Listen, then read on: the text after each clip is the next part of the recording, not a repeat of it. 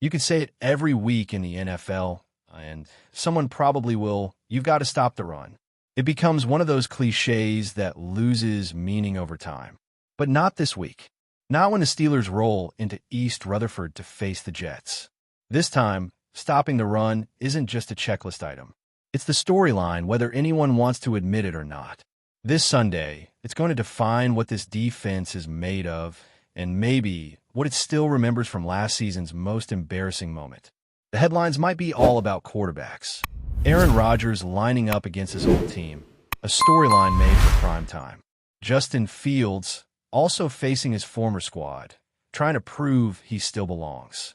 The quarterback drama will dominate the highlight reels, but in the locker room, in the trenches, and on every first down, the real battle is going to be simple.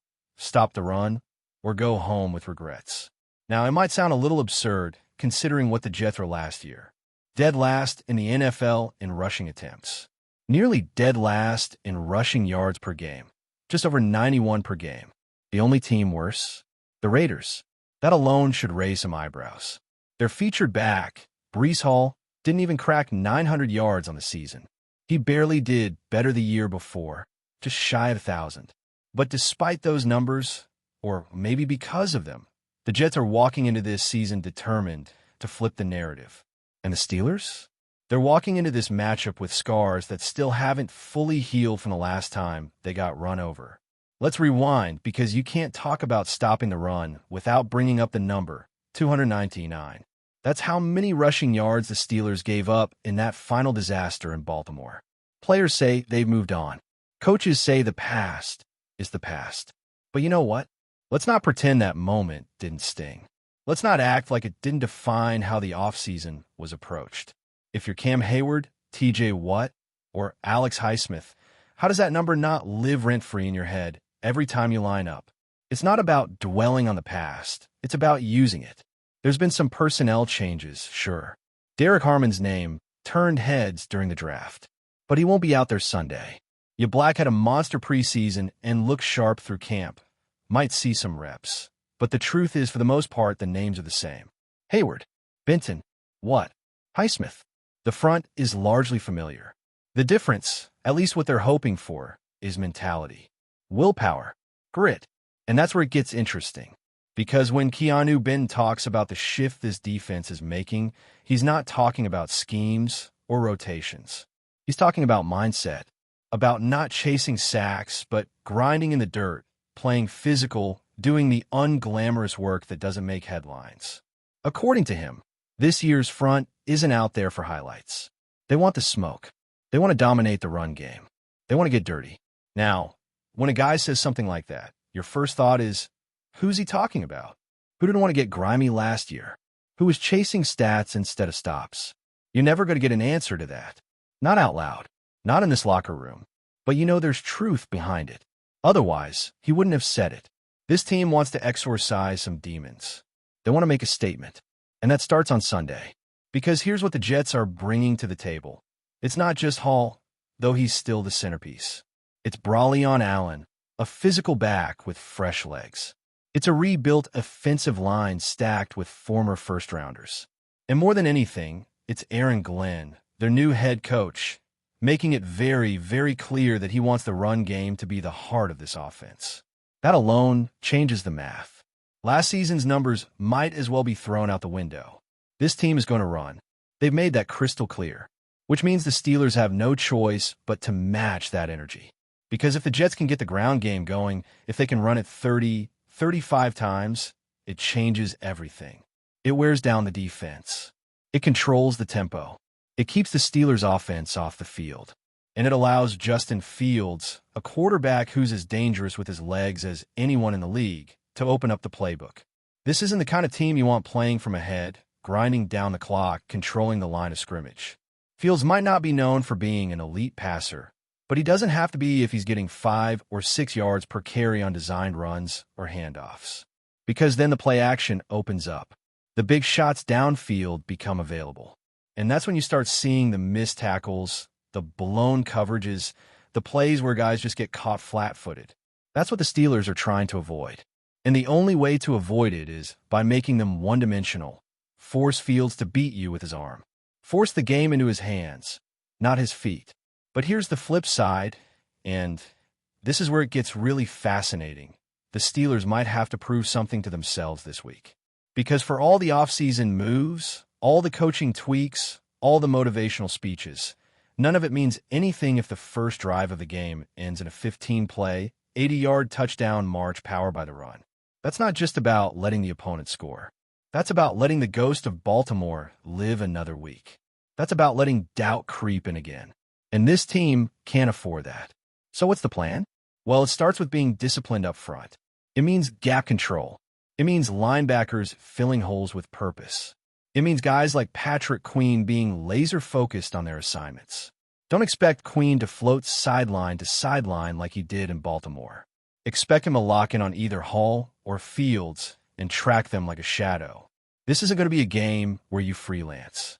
This is going to be a game where everyone does their job or pays the price. And keep an eye on Isaiah Loudermilk. This might be the game where he breaks out. He's not a guy who's ever going to give you 10 sacks in a season, but when it comes to stopping the run, that's his specialty. That's why he's here. And if the Jets commit to running the football, Loudermilk's going to be on the field a lot more than people expect. This is the kind of matchup that fits his strengths perfectly. Now, you might be asking, if the Jets were that bad at running the ball last year, why should we even take them seriously? And that's fair. But the answer is simple. They have no choice. They can't lean on Rodgers to throw it 50 times. They can't count on Fields to drop back like he's Patrick Mahomes. They have to run. It's the only way their offense has any rhythm, any identity, any chance to impose itself. That alone makes them dangerous. A desperate team is always dangerous, especially when they've built their offseason around fixing that exact weakness. And again, it's not just about stopping any run game. It's about this defense proving it won't be bullied anymore. Last year, they were. No matter how many takeaways they generated or how many sacks they racked up, when it came to stuffing the run in the big moments, they got exposed. Teams wore them down, drove the ball, controlled the game. That's what the Jets are hoping to do. That's what Aaron Glenn is banking on. This Sunday isn't just a chance to win a football game. It's a chance to change the narrative, to slam the door shut on the idea that the Steelers' front seven can be pushed around, to turn a painful memory into motivation, to show that when it's 3rd and 2, you're not getting those 2 yards. You're getting nothing. That's how you build an identity. That's how you remind people what it means to play Pittsburgh football. But before we dive in, don't forget to subscribe to Steelers Nation Central and hit the like button on this video. Your support helps us keep bringing you the latest updates on the Pittsburgh Steelers. And don't forget to share your thoughts on the news in the comments below. The NFL world is buzzing with unprecedented excitement and speculation as Jordan Mailata, the towering and immensely talented offensive lineman, has reportedly left the Philadelphia Eagles and is on the verge of joining the Pittsburgh Steelers in a move that could redefine the very identity of their offensive front.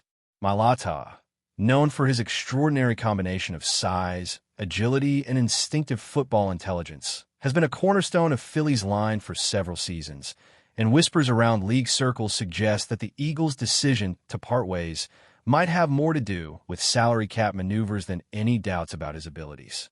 Sources close to team insiders hint that the Steelers have been quietly maneuvering behind the scenes for months, aware that landing a player of Mailata's magnitude could shift the balance of power in the AFC. The chatter is relentless, with analysts speculating that his arrival could instantly upgrade Pittsburgh's line from competent to virtually impenetrable, giving quarterback Kenny Pickett the kind of protection that dreams are made of. Fans and pundits alike are poring over every possible angle of this move, debating its implications not just for the Steelers' immediate competitiveness, but for the long-term strategy of building an offensive unit that intimidates opponents before the snap. Rumors are swirling that the deal might include incentives, performance bonuses, and perhaps even draft considerations, though nothing has been confirmed. Jordan Mailata's potential transition to the Steelers is generating a level of anticipation rarely seen in the league, with conversations erupting across social media platforms, sports talk shows, and locker room grapevines alike. Observers point out that Mailata's skill set aligns almost perfectly with Pittsburgh's historic emphasis on dominating the trenches, and insiders are already speculating how he will mesh with the current roster, including veteran linemen and the emerging young talent vying for starting roles. The very idea of Mailata anchoring this line conjures visions of an offensive juggernaut capable of controlling games, sustaining drives, and neutralizing elite pass rushers week after week. Rumors suggest that coaching staff discussions have centered on building schemes around his unique capabilities, emphasizing both pass protection and run blocking, potentially transforming Pittsburgh into a team that forces defenses to rethink their strategies entirely. NFL circles are awash with comparisons to past dominant offensive lines, and Mailata's name is being whispered alongside legendary figures whose presence alone changed the perception of their squads. Fans of the Steelers are reportedly ecstatic, with merchandise and social media chatter skyrocketing as the notion of Mailata in black and gold becomes increasingly plausible.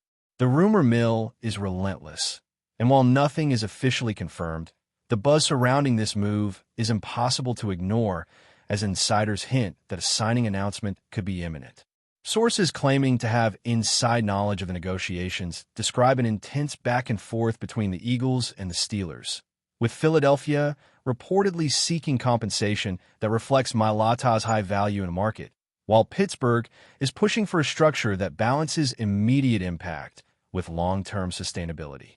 Conversations in league circles suggest that contract terms may include performance-based escalators, recognizing his capacity to influence games dramatically, and the speculation alone has sent betting lines and fantasy projections into a frenzy.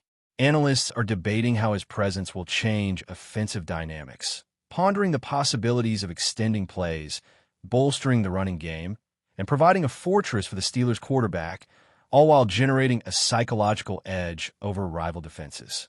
Some insiders even suggest that Mailata's move could spark a ripple effect, encouraging other teams to reconsider their lineman strategies and salary allocations in ways that were previously unimaginable.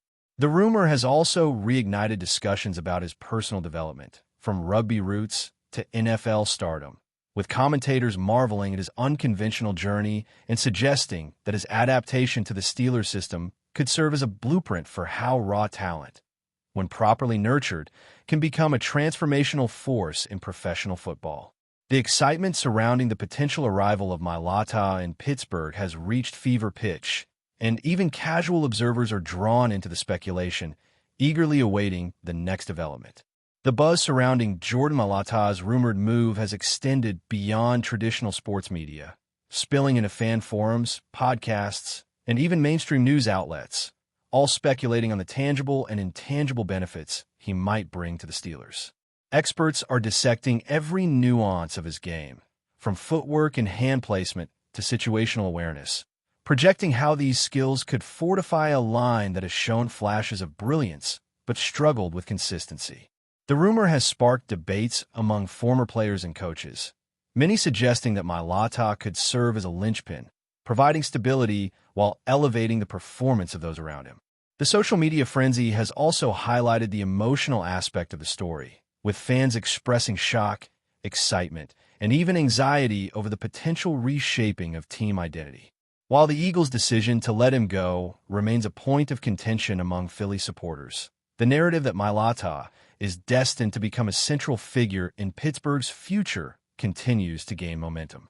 Behind closed doors, league executives are reportedly tracking the situation closely, aware that a move of this magnitude could influence future trade talks, player valuations, and even the strategic priorities of franchises across the NFL, signaling that the impact of Mailata's potential switch is being felt far beyond the immediate Pittsburgh-Philadelphia dynamic.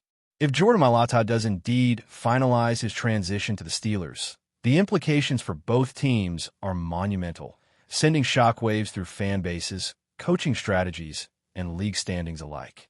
The rumor alone has transformed off-season discussions, with analysts projecting a dramatic shift in how defenses approach Pittsburgh and questioning whether rival offensive lines will feel compelled to seek reinforcements to match his potential influence.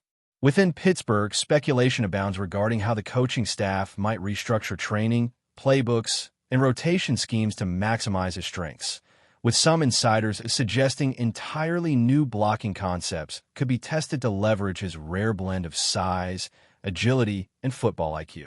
Beyond tactical considerations, the psychological impact of adding a player of Mailata's stature to the lineup cannot be understated, as opponents reportedly view him as a near-impossible obstacle, capable of altering the tempo and confidence of entire defensive units. Meanwhile, Philadelphia faces scrutiny over whether letting him go represents strategic foresight or a missed opportunity, a question that is being debated endlessly in sports media circles and fan forums. The persistent rumor, fueled by anonymous sources, social media leaks, and expert speculation, has created an atmosphere where excitement, anxiety, and anticipation coexist, leaving the NFL world collectively holding its breath for what could be one of the most talked-about acquisitions in recent memory, a move that might well redefine the trajectory of the Steelers' offensive line for years to come. That's it for this update. If you enjoyed the video and want to keep receiving exclusive news about the Pittsburgh Steelers, make sure to subscribe to Steelers Nation Central and give this video a like. We always look forward to hearing your comments and opinions. See you in the next video.